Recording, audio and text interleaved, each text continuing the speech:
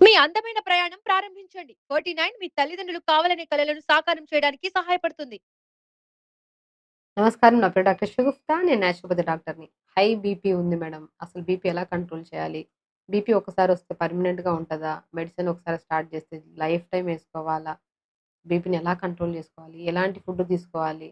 చాలామంది చెప్తున్నారు. ప్రతి డాక్టర్స్ ప్రాణాయామం చేస్తే బీపీ కంట్రోల్‌లోకొస్తది. నిజంగానే కంట్రోల్‌లోకొస్తదా?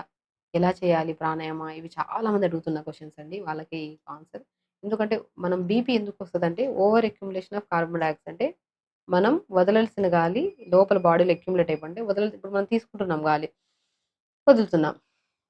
సో, తీసుకుంటున్న గాలి ఓకే. వదలాల్సిన గాలి లోపల ఉండిపోవడం వల్ల ఓవర్ అక్యుములేట్ అయిపోతుంది. దానివల్ల స్ట్రెస్ పెరిగిపోతుంది. దానివల్ల ప్రెషర్ ఎక్కువైపోవడం వల్ల హార్ట్ పంపింగ్ దానివల్ల బీపీ పెరుగుతుంది మనకి.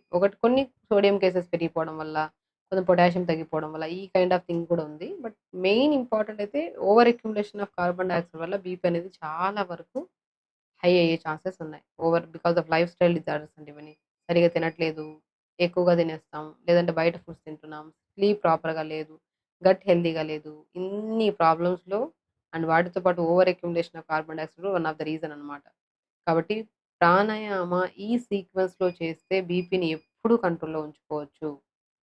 బీపీ ఒకటే కాదు జ్ఞాపక శక్తి పెరుగుతది, లంగ్ కెపాసిటీ పెరుగుతది. ఇప్పుడు మెయిన్ ఇక్కడేనండి. ఇదే బీపీకి మెయిన్ కారణం. సో, మనం తీసుకుంటున్నాం గాలి. వదులుతున్నాం గాలి. ఆక్సిజన్, కార్బన్ డయాక్సైడ్ ఎక్స్‌చేంజ్ వల్ల ఏమవుతది లంగ్స్‌లో డీఆక్సినేటెడ్ బ్లడ్ అంతా ఆక్సినేటెడ్‌గా మారుతది. అంటే చెత్త బ్లడ్ అంతా మంచి బ్లడ్ కింద కన్వర్ట్ అయ్యి, ఆ మంచి బ్లడ్ హార్ట్‌కెళ్తది. హార్ట్ నుంచి ప్రతి అవయవానికెళ్ళాలి. ఇదంతా ప్రాసెస్ జరగాలంటే ఫస్ట్ ఇది బావుండాలి కదా! నోస్ బావుండాలి. అంటే మంచిగా బ్రీత్ ఇది బావుంటేనే ఇదంతా ప్రాసెస్ జరుగుతది. హార్ట్ హెల్తీగా ఉండాలన్నా, లంగ్స్ హెల్తీగా ఉండాలన్నా, ప్రతి అవయవం హెల్తీగా ఉండాలన్నా, జుట్టు తెల్లబడకుండా ఉండాలన్నా, బాడీలో ప్రతి అవయవం హెల్తీగా ఉండాలంటే మెయిన్ థింగ్ ఇదే మెయిన్ పార్ట్. ఇది బావుండాలి. నోస్ బావుండాలి. ఇది కరెక్ట్‌గా ఉంటేనే మన చెత్త బ్లడ్ అంతా మంచి బ్లడ్ కింద కన్వర్ట్ అయ్యి ఆ మంచి బ్లడ్ అంతా హార్ట్‌కెళ్ళి హార్ట్ నుంచి ప్రతి అవయవానికెళ్ళాలి. అవునా? కాదా? కాబట్టి అందుకనే స్నోరింగ్ గురక ఎక్కువగా ఉంటే వాళ్ళకి లీడ్స్ టు కార్డియాక్ ప్రాబ్లమ్ అంటుంటాం. హార్ట్ ప్రాబ్లమ్స్ వచ్చే ఛాన్సెస్ ఉంటాయి. గురక తగ్గించుకోండి అంటుంటాం. సో, గురక ప్రాబ్లమ్ ఉందా? బీపీ ప్రాబ్లమ్ ఉందా? మెటబాలిజం చాలా స్లోగా ఉందా? లంగ్ కెపాసిటీ స్లో ఉందా? సైనస్ ప్రాబ్లమ్ ఉందా? అడినాయిడ్స్ ఉన్నాయా? జ్ఞాపక శక్తి తగ్గుతుందా? ఇలాంటి ఏ కంప్లెయింట్ ఉన్నా ప్రాణాయామ ఈ సీక్వెన్స్‌లో చేసుకుంటే మీకు బీపీ కంట్రోల్‌లోకొస్తది. ఎవ్రి ప్రాబ్లమ్ మనం డిస్కస్ చేసిన ప్రతి ప్రాబ్లమ్‌కి బెస్ట్ సొల్యూషన్ అనమాట. ఎలా చేయాలి అంటే మనం కంఫర్టబుల్‌గా కూర్చోవాలి. మీకు రైట్ హ్యాండ్‌తో చేయడం కంఫర్టబుల్లా? లెఫ్ట్ హ్యాండ్‌తో చేయడం కంఫర్టబుల్లా? సో, మీకు ఏది కంఫర్టబులో ఆ హ్యాండ్ తీసుకోండి. ఇప్పుడు నాకు లెఫ్ట్ హ్యాండ్ కంఫర్టబుల్ కాబట్టి లెఫ్ట్ హ్యాండ్‌తో నేను చేస్తున్నాను. సో, కాబట్టి మనం ఏం చేయాలి? Breath in, breath out. Right side నుంచి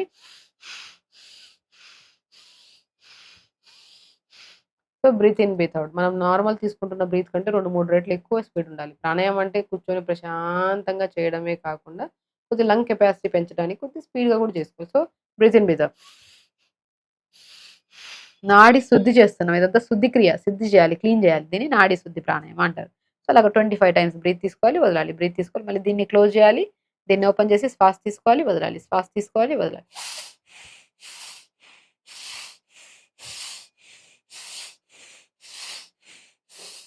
అలాగా. Each nostril 25 times.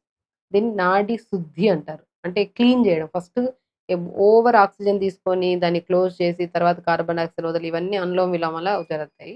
But first శుద్ధి చేసుకోవాలి. నాడీ శుద్ధిలో ఇవన్నీ క్లీన్ అవుతాయి. బ్రీత్ తీసుకుంటున్నాం, వదులుతున్నాం.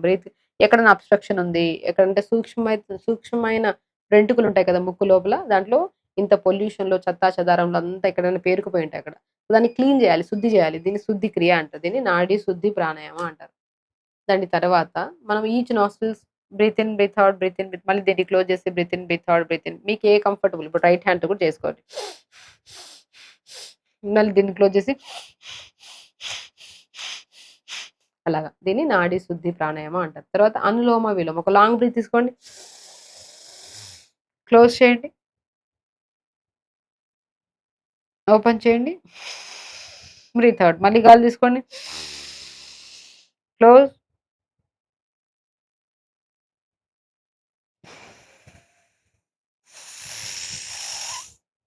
క్లోజ్. ఓపెన్.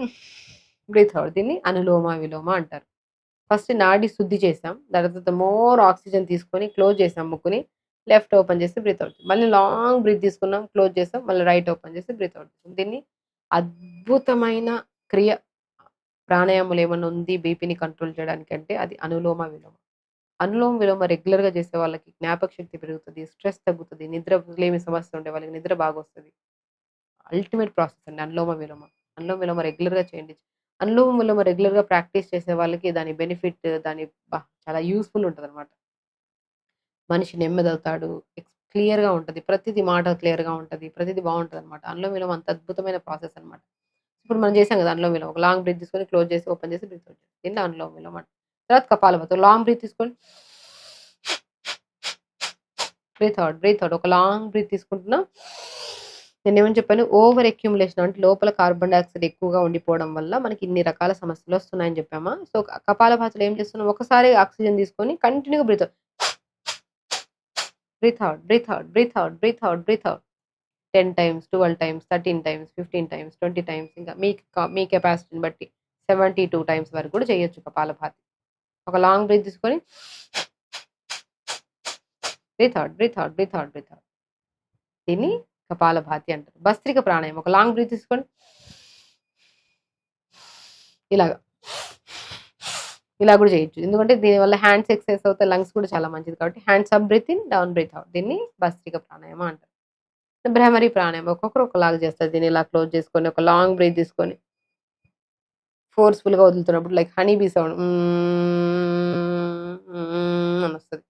దీన్ని భ్రమరి ప్రాణాయామం అంటారు. దాని తర్వాత అద్భుతమైన ప్రాసెస్ శీతలి, శీతకారి. ఇన్ని ప్రాణాయామాలు చేసామా? ఫస్ట్ ఏం చేసాం? నాడి శుద్ధి చేసాం. దాని తర్వాత అనులోమ, విలోమ చేసాం. దాని తర్వాత కపాలభాతి చేసాం. తర్వాత భస్త్రిక ప్రాణాయామం చేసాం. తర్వాత భ్రమరి కూడా చేసాం. 6ది ఇవన్నీ చేయడం వల్ల కొంతమందికి ఓవర్ హీట్ అయిపోతది బాడీలో.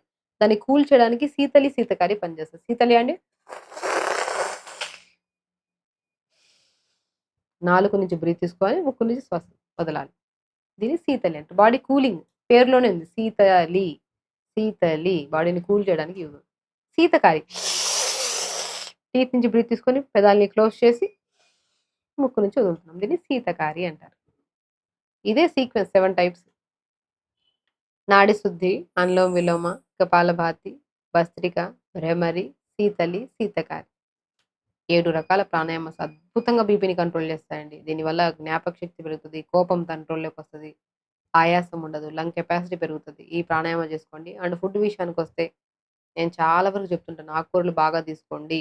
అండ్ చాలా వరకు మనం బనానా గూడా పొటాషియం ఎక్కువుంటది కదా! అది హార్ట్‌ని హెల్తీగా ఉంచడానికి యూజ్ అవుతది. బీపీని కంట్రోల్ చేయడానికి కూడా యూజ్ అవుతది. డయాబెటిస్ ఉండేవాళ్ళు మాత్రమే బనానా ఆపాలి. మిగతా వాళ్ళు బనానా తీసుకోవచ్చు. చాలా మంచిది. పొటాషియం కంటెంట్స్ ఎక్కువుండేవి కూడా చాలా పాలకూర చాలా అద్భుతంగా చూస్తది. తోటకూర బాగా యూజ్ అవుతది. ఆకుకూరలు బాగా అన్ని ఆకుకూరలు బాగా తీసుకోవచ్చండి. బట్ ఫస్ట్ మంచిగా వాష్ చేసేసి కూరల్లో ఫ్రైలాగా చేసుకోవచ్చు, పప్పులాగా చేసుకోవచ్చు. ఆకుకూరలు బాగా తీసుకోండి.